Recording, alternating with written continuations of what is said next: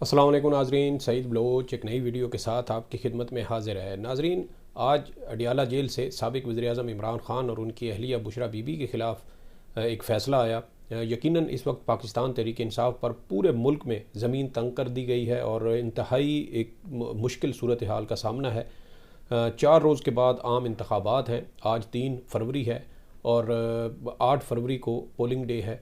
और इस तमाम तर सूरत हाल में जहाँ पर पाकिस्तान तहरीक इंसाफ को बहुत ज़्यादा मुश्किल सूरत हाल का सामना है, वहीं पर हमें ये भी देखने में आ रहा है कि पाकिस्तान तहरीक इंसाफ को ख़ास तौर पर पंजाब के अंदर एक बड़ी हिमायत हासिल हुई है। इसकी तफसीलात आपके साथ शेयर करेंगे। इसके अलावा आपको ये भी बताएंगे कि इमरान ख़ान साहब चूँकि टूट नहीं रहे, उनके ख़िलाफ़ तमाम तर मुकदमात के फ़ैसले दिए जा रहे हैं, लेकिन उसके बावजूद इमरान ख़ान ने किसी भी किस्म की डील या समझौता करने से इनकार कर दिया और अब एक आखिरी हमले के तौर पर, ये सबसे बड़ा हमला बज़ाहिर नज़र आ रहा है, और इस आखिरी हमले के तौर पर अब इमरान ख़ान साहब के ख़िलाफ़ एक और कार्रवाई जो है वो तेज़ कर दी गई है।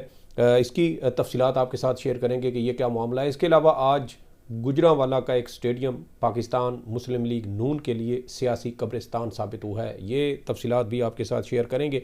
आगाज़ करते हैं कि पंजाब में पीर सियाल हैं, उनकी जानिब से पाकिस्तान तहरीक इंसाफ के उम्मीदवारों की हिमायत का बड़ा ऐलान किया गया है।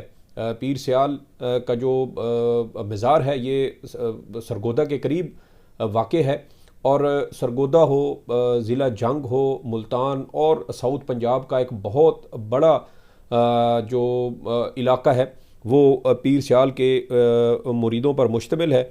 और अब पीर सियाल मोहम्मद ज़ियाउल हक सियालवी साहब की जानिब से अपना एक वीडियो बयान जारी किया गया है, और इस वीडियो बयान में उन्होंने अपने तमाम मुरीदैन को जो पंजाब में सरगोदा, ख़ास तौर पर सरगोदा, जंग और पंजाब से ताल्लुक़ रखते हैं, और फिर पूरे पाकिस्तान में उनके जितने भी मुरीदैन हैं जहाँ जहाँ हैं, उन सबको वीडियो पैगाम के ज़रिए ये तलकीन की गई है, हिदायत की गई है कि वो 8 फरवरी को होने वाले आम इंतखाबात में पाकिस्तान तहरीक इंसाफ के उम्मीदवारों को वोट डालें।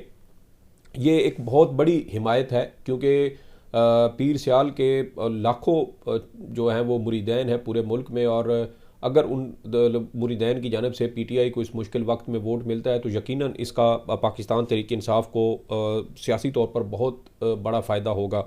और एक आम जो सूरत हाल है वो ये है कि इस वक्त चूँकि पाकिस्तान तहरीक इंसाफ के ख़िलाफ़ पूरे मुल्क में ज़मीन तंग की गई है, उनके ख़िलाफ़ मुश्किलात में हर गुज़रते रोज़ इजाफ़ा हो रहा है। इमरान ख़ान साहब के ख़िलाफ़ 3 से 4 मुकदमात के फ़ैसले आ चुके हैं। अलकादर ट्रस्ट केस का फ़ैसला भी अब इम्कान है कि आम इंतखाबात से पहले पहले उसका भी फ़ैसला आ जाएगा। तो उस तरह PTI के ख़िलाफ़ जिस एक तरफ मुश्किलात बढ़ रही हैं, तो दूसरी जानिब उनको अवामी हिमायत भी हासिल हो रही है, और बड़े बड़े सजादा नशीं अब पाकिस्तान तहरीक इंसाफ के उम्मीदवारों की हिमायत का ऐलान कर रहे हैं। दूसरी जो अहम ख़बर है वो ये है कि अब लगता ये है कि इमरान ख़ान साहब चूँकि टूट नहीं रहे, हर तरह का हरबा इस्तेमाल कर लिया, उनको साइफ़र केस में सज़ा सुना दी गई, तोशाखाना केस में उनको सज़ा सुनाई गई, और अब इद्दत में निकाह से मुतल्लिक जो एक भूंडा केस था उसमें भी उनको आज सज़ा सुनाई गई है। लेकिन उसके बावजूद इमरान ख़ान साहब नहीं टूट रहे। अब उनकी बहन को FIA की जानिब से नोटिस जारी करवाए जा रहे हैं दबाव डालने के लिए, लेकिन मुझे नहीं लगता कि इमरान ख़ान साहब इससे भी टूटेंगे या झुकेंगे। और दूसरी जानिब अब एक आखिरी सबसे बड़े हमले के तौर पर PTI को अब 9 मई के वाक़यात में मुलव्वस करार देकर अब ये कोशिश की जा रही है कि PTI पर पाबंदी लगाई जाए।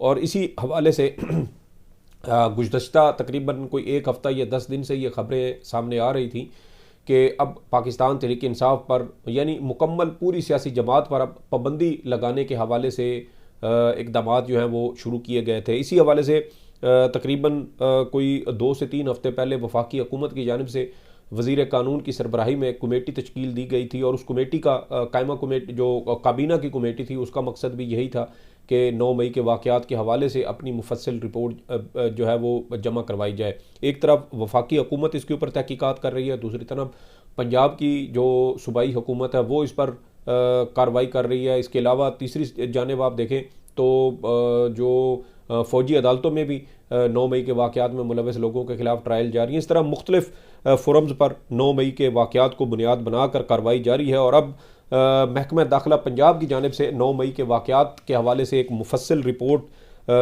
काबीना को जमा करवा दी गई है और ये रिपोर्ट सरकारी दस्तावेज़ात का बाकायदा इसको हिस्सा बना दिया गया है। 17 सफ़ात पर मुश्तमिल ये रिपोर्ट है और इस रिपोर्ट में बड़े जो हैरानकुन किस्म के इंकशाफात और इल्ज़ामात लगाए गए हैं और कहा गया है कि 9 मई हमला रियासत के ख़िलाफ़ जंग था।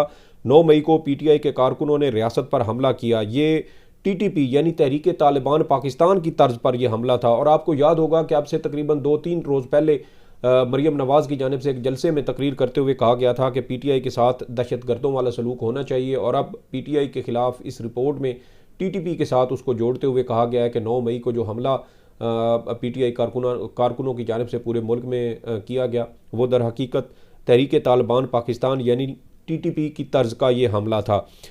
इसके अलावा रिपोर्ट में यह भी कहा गया है कि 9 मई का मनसूबा पहले से तैयार था। PTI क़यादत के कहने पर यह हमला किया गया। क़यादत का एजेंडा सिर्फ रियासती इदारों पर हमला था। अब सवाल यहाँ पर यह पैदा होता है कि अगर ये सारा एजेंडा क़यादत की जानिब से था तो फिर PTI के वो तमाम रहनुमा जो 9 मई के वाक़यात के बाद PTI छोड़ गए, ये सियासत से लातल्लुक़ी का इज़हार किया, फिर वो किस खाने में उनको फ़िट किया जाएगा? क्योंकि इससे तो रियासत का अपना केस कमज़ोर होता है कि जिन लोगों ने PTI छोड़ी या वो तौबा तैब हो गए उनको माफ़ कर दिया गया और उनके ख़िलाफ़ जो मुकदमात हैं वो भी शायद अब तक ख़त्म किए जा चुके हैं। इसके अलावा ये भी कहा गया इस रिपोर्ट में कि फ़ौजी तनसीबात पर हमलों की मनसूबाबंदी पहले से की गई थी। कारकुनों ने GHQ core commander house ISI दफातर पर हमला किया। इसके अलावा एयरबेस और शोहदा की यादगारों और उनसे मुंसलिक इमारतों पर भी हमला किया गया। ये सब एक प्लान का हिस्सा था। रिपोर्ट के मुताबिक PTI क़यादत 9 मई वाक़यात की ज़िम्मेदार है। मरकज़ी क़यादत के साथ मकामी क़यादत भी इस तमाम तर वाक़यात में शामिल थी। पार्टी क़यादत ने फ़ोन और सोशल मीडिया के ज़रिए लोगों को उकसाया। रिपोर्ट में उन लोगों के नाम भी शामिल हैं जिन्होंने आवाम को उकसाया था। रिपोर्ट में हमाद अज़हर, यास्मीन राशिद, एजाज़ चौधरी, ग़ुलाम मोइनुद्दीन, अली अब्बास, अंदलीब अब्बास, मियाँ महमूदुर रशीद, उमर सरफराज चीमा, मुराद रास, मनसब आवान, आज़म खान नियाज़ी और बजाश नियाज़ी के नाम शामिल हैं। रिपोर्ट में ये भी कहा गया है कि जिना हाउस पर जो हमला हुआ था उसे 1.5 अरब रुपए का नुकसान पहुंचाया गया। सवाल ये पैदा होता है कि एक सरकारी मुलाजिम की इस रिहाइशगाह पर इतने कीमती सामान जो है वो कैसे मौजूद था। 1.5 अरब एक बहुत बड़ी रकम है और ये सारा सामान जो है ये उस वक्त कोर कमांडर हाउस लाहौर में मौजूद था जब ये मुबैना तौर पर ये कहा जा रहा है कि ये हमला किया गया था। इसके अलावा अब इसी से जुड़ी एक और ख़बर है जिससे आपको ये अंदाज़ा हो जाएगा कि इस वक्त वाकई PTI के ख़िलाफ़ घेरा किस तरह से तंग किया जा रहा है। मिसाल के तौर पे अब PTI से ही ताल्लुक़ रखने वाले जो साबिक जो उनके कुछ रहनुमा थे जो अब छोड़ चुके हैं PTI को, उनमें एक सदाकत अब्बासी हैं, साबिक डिप्टी स्पीकर पंजाब असम्बली हैं वासिक क़यूम अब्बासी और उमर तनवीर भट्ट। ये 9 मई वाक़यात में वादा मुआफ़ गवाह बन गए हैं और ज़राए का ये कहना है कि इन तीनों अफराद ने 154 का बयान भी रिकॉर्ड करवा दिया गया। वैसे पुलिस की हिरासत में या दबाव में आए इस बयानात की क्या वक़्त और अहमियत होगी? इनमें से सदाकत अब्बासी पहले ही पाकिस्तान तहरीक इंसाफ को छोड़ चुके हैं, एक इंटरव्यू भी दे चुके हैं और उनके इंटरव्यू के हवाले से भी बहुत अजीब व गरीब किस्म की तफसीलात सामने आई थी कि उनके ऊपर तशद्दुद किया गया और तशद्दुद करवा कर उनसे ये इंटरव्यू लिया गया था। इसके अलावा रावलपिंडी से कौमी असम्बली का हल्का NA 53 में PTI के हिमायत याफ्ता उम्मीदवार हैं अजमल साबिर, वो शेख रशीद के ख़िलाफ़ वादा मुआफ़ गवाह बन गए हैं। अजमल साबिर ने कहा कि 6 मई को लाल हवेली में इजलास बुलाया गया था जहां पर 9 मई के वाक़यात के हवाले से मनसूबाबंदी की गई थी। 9 मई की प्लानिंग शेख रशीद, राजा बशारत, राशिद शफीक, एजाज़ खान, राशिद हफीज़ और इमरान खान की इमा पर की गई। अजमल साबिर 9 मई के वाक़यात के मुकदमात में इस वक्त पुलिस की हिरासत में हैं। इसके अलावा इंसदाद दहशतगर्दी अदालत ने साबिक वज़ीर आज़म इमरान खान, शेख रशीद और राशिद शफीक को 6 फरवरी को तलब कर लिया है। अब ये देखें कि सारी कड़ियाँ कैसे मिल रही हैं और अब 9 मई के वाक़यात को बुनियाद बनाकर इमरान खान पर इल्ज़ामात लगाए जाएंगे और उनकी मरकज़ी क़यादत पर इल्ज़ामात लगाए जाएंगे, कारकुनों को इसमें मुलव्वस किया जाएगा और फिर ये करार दिया जाएगा कि पाकिस्तान तहरीक इंसाफ दर हकीकत एक सियासी जमात नहीं बल्कि एक दहशतगर्द तंजीम है और फिर वफाकी या सूबाई काबीना इस हवाले से मंजूरी देगी और फिर मामला हतमी जो डिक्लेरेशन है उसके लिए सुप्रीम कोर्ट ऑफ पाकिस्तान को भिजवाया जाएगा और सुप्रीम कोर्ट ऑफ पाकिस्तान में चीफ जस्टिस काजी फायज़ ईसा साहब मौजूद हैं। जो पाकिस्तान तहरीक इंसाफ के इंतहाई कट्टर उनके मुखालिफ समझे जाते हैं। पिछले दिनों जो सुप्रीम कोर्ट में मुख्तलिफ मुकदमात की समाअत हो रही थी, तो चीफ जस्टिस काजी फ़ायज़ ईसा साहब ने PTI को जिस तरह से रिलीफ देने या उनको इंसाफ फराम करने से एक तरह से इनकार किया है, उसके बाद मेरे ख्याल में कोई ऐसी दो राय नहीं रह जाती कि शायद PTI को सुप्रीम कोर्ट ऑफ पाकिस्तान से भी एक बार फिर टफ टाइम मिले। उसकी वजह यह है कि PTI का जो लेवल प्लेइंग फील्ड का इल्ज़ाम था, सुप्रीम कोर्ट ने उस इल्ज़ाम को भी मुस्तरद कर दिया, बल्ले का इंतखाबी निशान छीन लिया गया, जिसके बाद पाकिस्तान तहरीक इंसाफ ने चीफ जस्टिस काजी फ़ायज़ ईसा पर अदम एतमाद का इजहार करते हुए लेवल प्लेइंग फील्ड की दरख्वास्त भी वापस ले ली थी। अब जो तीसरी अहम खबर है वो है गुजरांवाला से। गुजरांवाला किसी दौर में पाकिस्तान मुस्लिम लीग नून का गढ़ रहा है, स्ट्रॉन्ग होल्ड रहा है। और आपको याद होगा कि 2014 में जब इमरान खान लाहौर से अपना लॉन्ग मार्च लेकर आ रहे थे, तो गुजरांवाला ही वो शहर था जहाँ से इमरान खान के उस काफ़िले पर लॉन्ग मार्च पर पथराव किया गया, लोगों पर पत्थर फेंके गए थे और एक तरह से नाकाबिल तस्खीर किस्म का ये किला समझा जाता था पाकिस्तान मुस्लिम लीग नून का। लेकिन गुज़श्ता 2 साल में जिस तरह से ये हालात वाक़यात हुए हैं, रजीम चेंज हुई और उसके बाद फिर महंगाई, बेरोज़गारी, गुर्बत, मईशत की ज़बूहाली, बिजली गैस की कीमतों में बेतहाशा इजाफे के बाद अब आवाम मुस्लिम लीग नून से इंतहा दर्जे तक मुतनफ़िर हो चुकी है। और इसी वजह से अब हमें आज गुजरांवाला में जो मुस्लिम लीग नून का ये जलसा किया गया, दर हकीकत वो स्टेडियम शायद उसका 25% भी मुस्लिम लीग नून नहीं भर सकी और इंतहाई पतली या कमज़ोर हालत पाकिस्तान मुस्लिम लीग नून की गुजरांवाला जलसे में थी।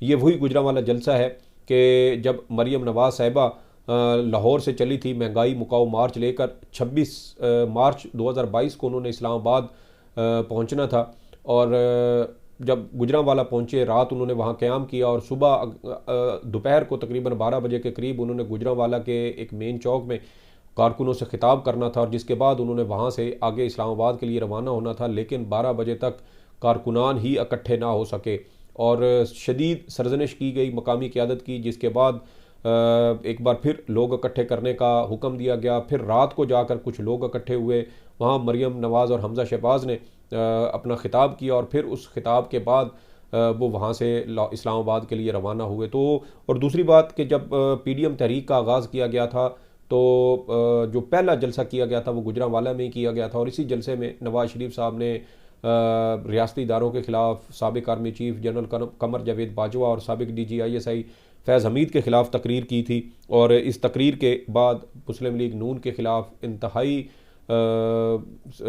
संगीन किस्म के नफ़रत अंगेज़ किस्म के अवामी जज्बात भी सामने आए थे। और अब इसी शहर गुजरांवाला ने मुस्लिम लीग नून को मुस्तरद कर दिया है। उसकी एक वजह यह भी है कि मुस्लिम लीग नून के दौर में, PDM के दौर में और अब जब निगरान हुकूमत के दौर में जिस तरह से चादर और चार दीवारी की बेतौकीरी की गई, चादर और चार दीवारी को पामाल किया गया, हर घर में तकरीबन छापे मारे गए, लोगों को पकड़ धकड़ की गई, ख़वातीन बच्चों को हरासा किया गया, उसके बाद अब ये नफ़रत का बीज जो है वो अब दरख्त बन चुका है और इसी वजह से मुस्लिम लीग नून को शदीद अवामी नफ़रत का सामना करना पड़ रहा है। हर वो जलसा जहाँ वो जाते हैं, गुज़श्ता रोज़ फैसलाबाद का जलसा इंतहाई नाकाम था, आज गुजरांवाला का जलसा इंतहाई नाकाम रहा। हर शहर में यही हालत है और उसकी वजह यह है कि अवाम मुस्लिम लीग नून को मुकम्मल तौर पर धुतकार चुकी है और इसी वजह से पहलवानों के शहर गुजरांवाला में ये क्रिकेट स्टेडियम नून लीग के लिए एक तरह से सियासी कब्रिस्तान साबित हो रहा है और हुआ है। ये कुछ तफसीलात थी जो आपके साथ शेयर करना थी। इस वीडियो के बारे में आपकी जो भी आरा हो, फीडबैक ज़रूर दीजिएगा। सईद बलोच को इजाज़त दें। अल्लाह हाफ़िज़।